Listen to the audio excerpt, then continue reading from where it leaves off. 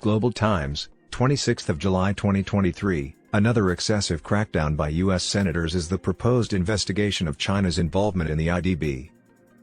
Observers noted that the move, a striking illustration of the hegemonic U.S. mindset, will ultimately harm the economic interests of the vast countries of Latin America. Some U.S. lawmakers have proposed scrutinizing China's role in the Inter-American Development Bank (IDB).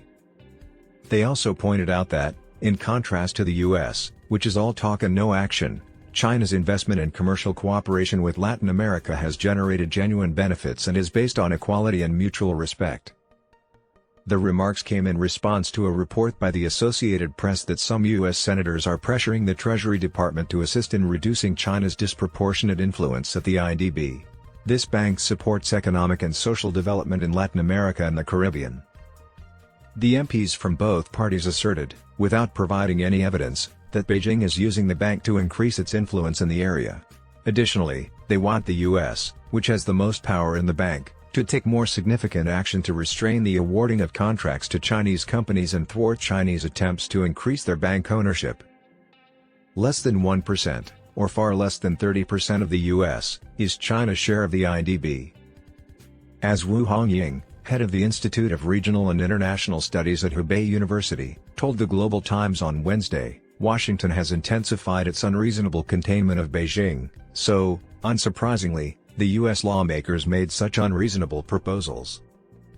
According to Wu, the crackdown is becoming more targeted and is currently focusing on Latin America due to the region's burgeoning commercial relations with China. China and Latin America have a strong foundation for their collaboration.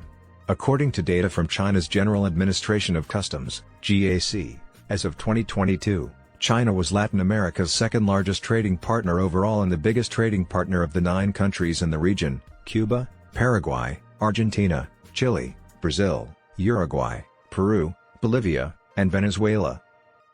According to GAC data, China-Latin America commerce increased to $450 billion in 2021, reaching a record high of $485.8 billion in 2022 despite the COVID-19 pandemic.